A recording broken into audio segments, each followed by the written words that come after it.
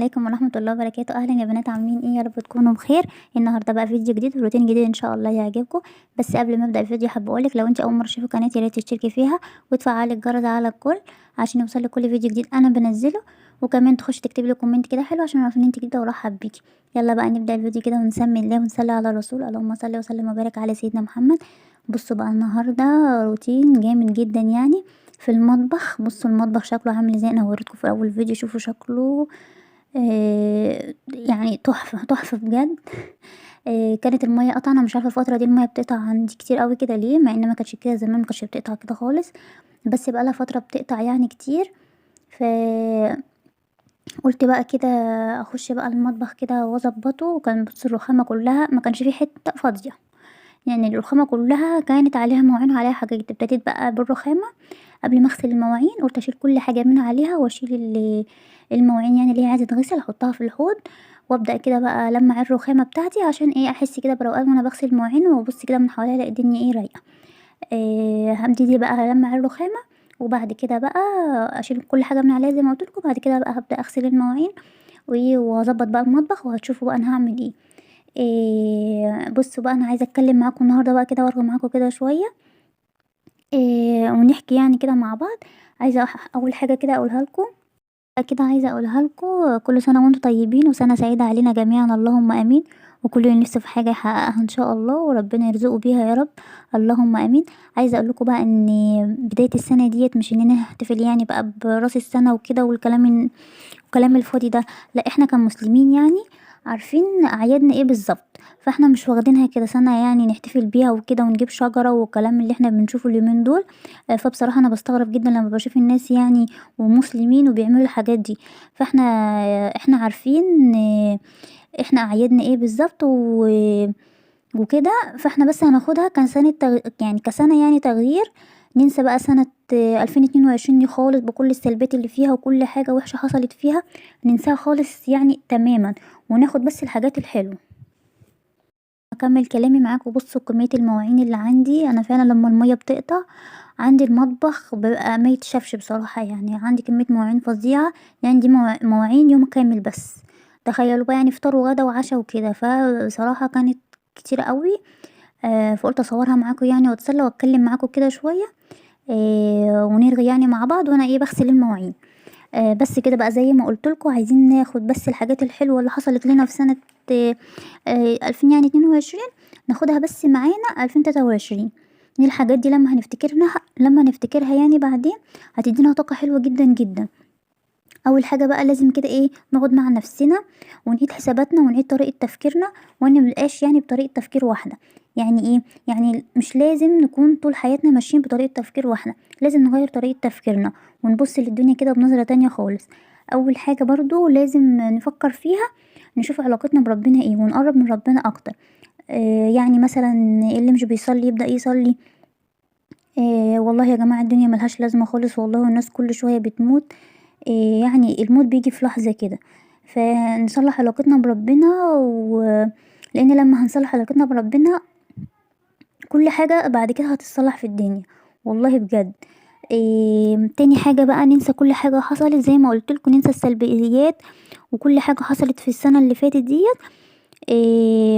وايه يعني بقى للأبد، ونعرف بقى الناس اللي كانوا واقفين معانا هل هم مكملين معانا. خلاص بقى هم يكملوا معانا في السنة الجديدة بإذن الله سنة 2023، ولا هم بقى بيدونا طاقة سلبية وكده. لا يبقى خلاص بقى احنا مش عايزينهم وما ناخدهمش معانا في السنة الجديدة. بس ما تجيش على حد، يعني مثلا ايه اعملي كده فلترة كده في حياتك، شوفي الناس اللي تستاهل تكمل معاكي والناس اللي ما تستاهلش يبقى خلاص كده مع السلامة كده بنركنهم كده على جنب. احنا خلاص بقى مش عايزين دوشة في حياتنا بقى، لا احنا ناخد بس الناس اللي هم واقفين معانا واللي هم كويسين معانا وعارفين ان هم سندنا يعني وكده. بس بقى برضو عايزة اقول لكم حاجة: اللي مخاصم حد يا جماعة يصلح علاقته يعني بيه ويحاول يصلحه. والله العظيم زي ما بقول لكم الدنيا ملهاش لازمة. فانت لو في حد يعني انت يعني مش بتكلميه، مش اقولك مخاصماه، مش بتكلميه كده بقالك فتره، لا اتصلي عليه كده قولوا كل سنه وانت طيب او كل سنه وانت طيبه، سنه سعيده علينا باذن الله. وانسي اي حاجه وحشه، والله العظيم الدنيا ملهاش لازمه يا جماعه والله زي ما قلت لكم. الناس بتموت الناس كل لحظة الناس بتموت والله. يعني فربنا يسترها علينا يا رب، واللهم يعني حسن الخاتمة. بس انتي انسي كل حاجة وكل حاجة وحشة، وابدأي كده صلحي علاقتك بالناس يعني اللي انتي مخاصماهم يعني وكده. وعايزة اقول لكم ايه كمان برضو، يعني حاولوا غيروا نظام حياتكم، يعني اللي مش مثلا يعني اللي مش بتصحى بدري، لا تحاول تصحى بدري اليومين دول. تظبط نفسها كده، والله العظيم لما هتصحي بدري اليوم هيتظبط جدا معاكي. وانسي بقى الصحيان متأخر، وهتلاقي كمية نشاط والله رهيبة في اليوم معاكي. عايزين نتعلم اننا نكون عندنا صبر في كل حاجة، فمفيش حاجة هتيجي بالسهل والله، مفيش اي حاجة في الدنيا بتيجي بالسهل، فلازم نتعلم اننا نكون عندنا صبر. وكمان عايزة اقول لكم حاولي اعملي تغيير في حياتك، يعني مثلا لو انت مش بتعملي رياضة، لا ابدأي اعملي رياضة، حاولي اعملي اي حاجة حتى لو هتمشي في الشقة كده.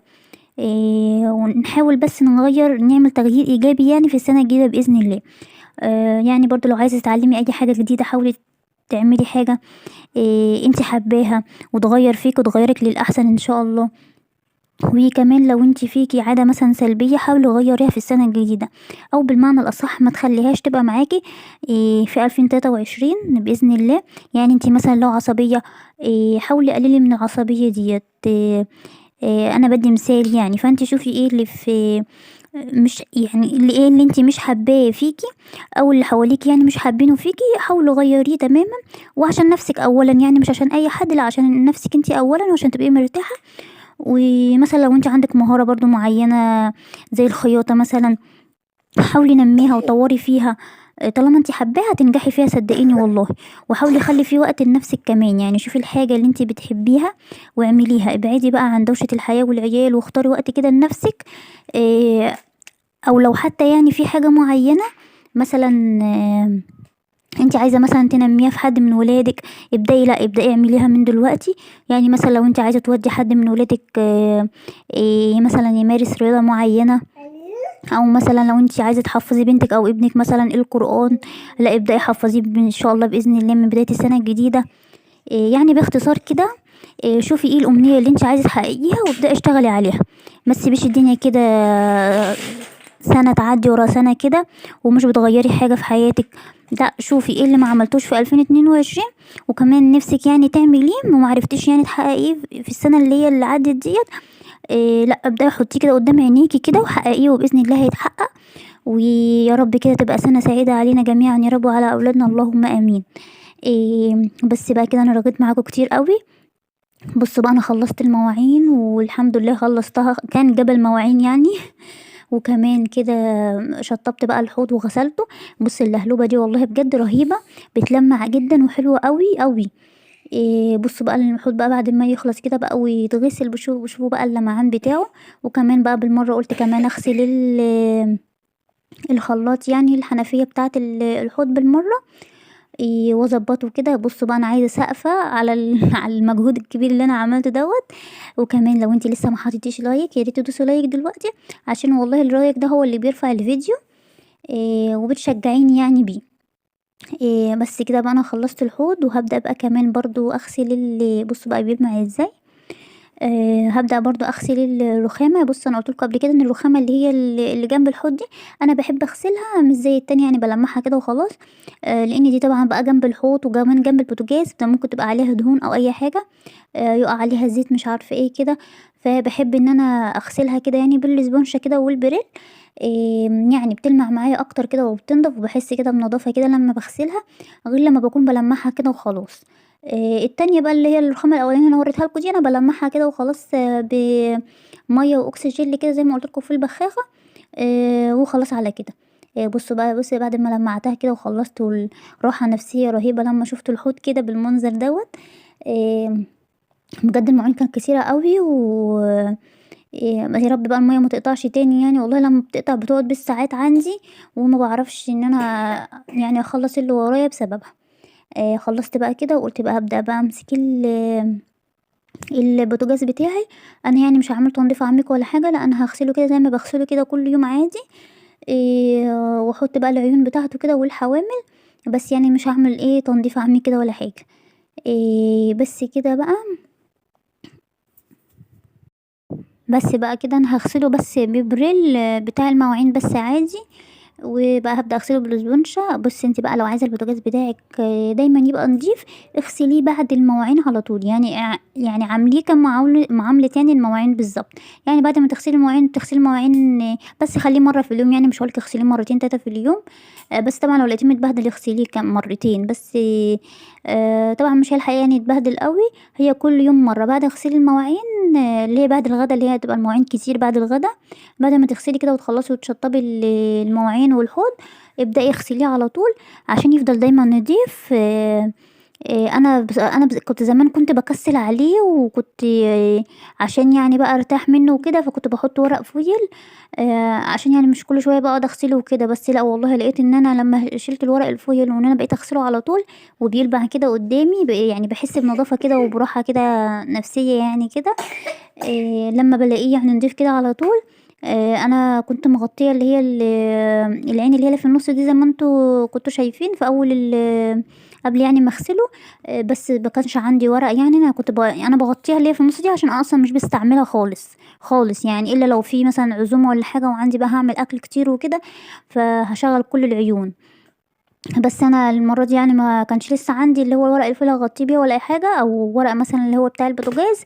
فقلت يلا احطه كده بقى قبل ما اجيب.